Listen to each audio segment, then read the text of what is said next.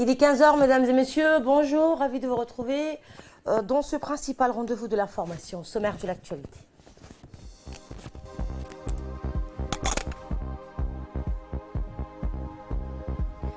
La deuxième édition du meeting d'athlétisme a été lancée ce matin à Ali Sabihi.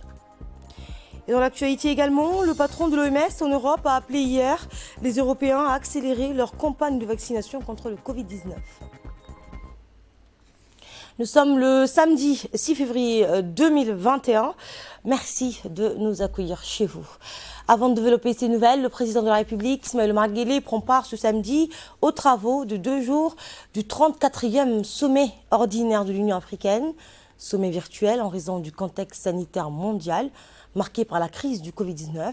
Il dédie un volet essentiel de ses travaux à l'évaluation des réponses que, sous l'effet de coordination des structures de l'Union africaine, le continent a apporté à la pandémie du coronavirus.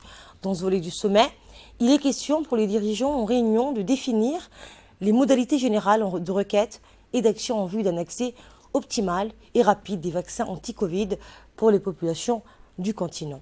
Compte tenu également du slogan « Art, culture et patrimoine », les leviers pour construire l'Afrique que nous voulons, adjoints à ce sommet, les travaux de cette assise donc servent de plateforme à l'imagination d'idées propices à la création des richesses économiques et d'emplois pour les sociétés africaines, sur la base d'une plus grande valorisation et intégration de leur patrimoine culturel, intellectuel et artistique. Images et discours du président que vous aurez dans nos prochaines éditions.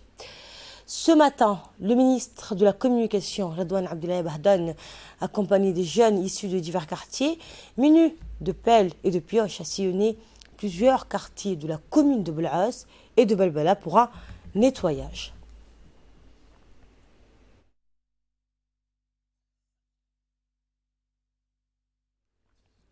Objectif, faire de Djibouti un endroit où il fait bon vivre et gommer l'image de saleté qui colle à la capitale. Eh bien, une urgence à mettre fin à l'encombrement urbain et à l'insalubrité.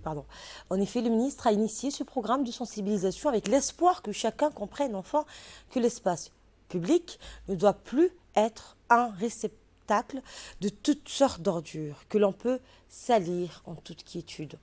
Eh bien, autre part, la direction de l'assainissement s'est engagée à accompagner cette initiative en mettant à disposition les équipes et matériels qui permettent d'avoir une ville propre et assainie. Cette opération de nettoyage, réhabilitation des places publiques, opération de sensibilisation sur le tri sélectif dans les écoles, rien ne sera négligé pour que la capitale djiboutienne retrouve sa splendeur d'autant. Le ministre de la Communication, M. Redouane, s'est exprimé, donc déclarant que c'est un impératif que des initiatives citoyennes de ce genre fleurissent pour prendre en charge l'assainissement et le nettoyage des différents quartiers de la capitale. Il a mis en exergue dans cette mouvance les habitants devraient s'organiser pour verdir la ville, la débarrasser de ses ordures et enfin inciter les voisins à faire de même.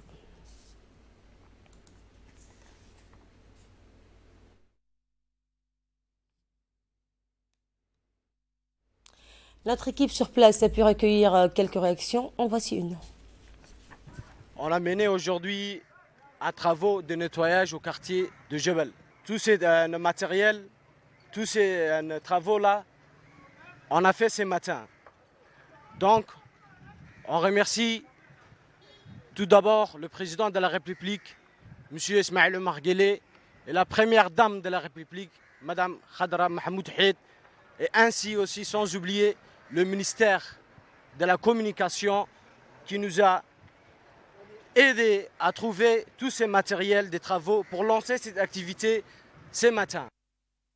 Sport à présent, un triomphe pour l'équipe d'athlétisme de la garde républicaine. C'était ce matin au stade de Rajeh lors de la deuxième édition meeting d'Assadjog, athlétisme à Ali Sabihi. Cette journée a vu la participation du secrétaire d'État à la jeunesse et au sport, Hassan Mohamed Kamel, M. Moussa Aden Migeni, préfet de la région d'Ali Sabiye, de M. Saïd Ismaël Hassan, le colonel de la garde républicaine, Mohamed Jamal Ali, le président de la Fédération djiboutienne d'athlétisme, députés, plusieurs autorités civiles et militaires de la région d'Ali Sabiye.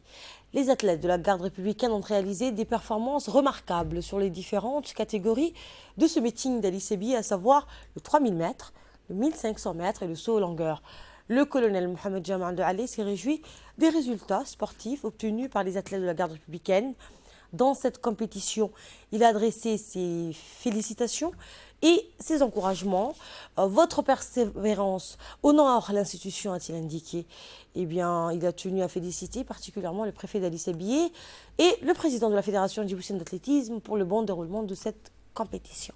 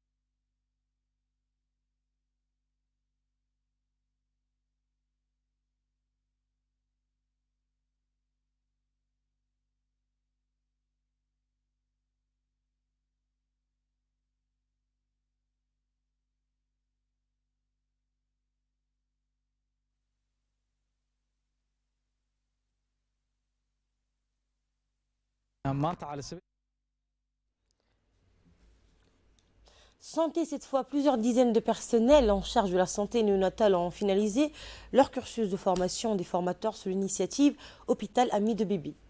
Eh bien, la cérémonie de clôture de cette formation s'est déroulée en présence de la directrice de la santé mère et enfant, Mme Fatouma Ali Abdallah, et du conseiller principal, M. Abdelrad Mohamed Grad. Rappelons que l'initiative Hôpitaux Amis de Bébé est une initiative mondiale pour la promotion de l'allaitement maternel qui intervient dans le cadre de la lutte contre la malnutrition infantile. Les futurs formateurs sont donc constitués des surveillantes de maternité, des points focaux nutrition des régions et des cadres techniques de la direction mère et enfant qui, à l'avenir, pourront déclencher des formations de cascade dans tous les services de maternité et de néonatologie du pays. Les bénéficiaires ont ainsi reçu des attestations qui leur ont été remises par des hauts cadres du ministère de la Santé.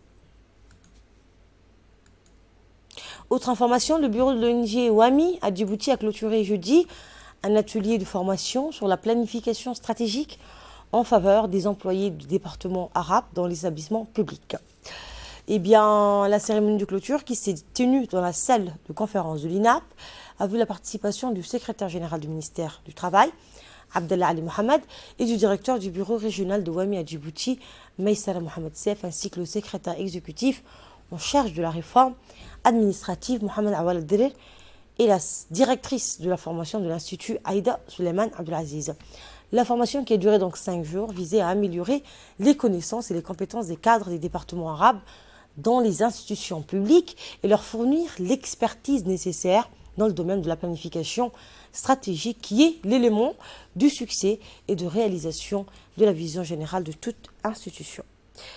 Eh bien, autre actualité de ce 15h, la garde-côte djiboutienne a reçu hier un appel de détresse faisant état du naufrage d'une embarcation de plaisance entre l'île Moucha et le port de Djibouti. Aussitôt, une opération d'envergure de recherche et de sauvetage en mer a été lancée par la garde-côte djiboutienne. Les patrouilleurs d'intervention rapide avec à leur bord les équipes de sauvetage ont été dépêchées sur le lieu de l'incident.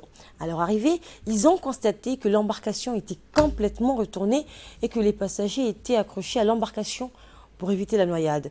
Les 9 passagers, 3 Éthiopiens et 6 Djiboutiens, ont été immédiatement secourus et ont tous été ramenés sains et saufs grâce aux patrouilleurs de la garde-côte djiboutienne qui les ont conduits donc au port de pêche.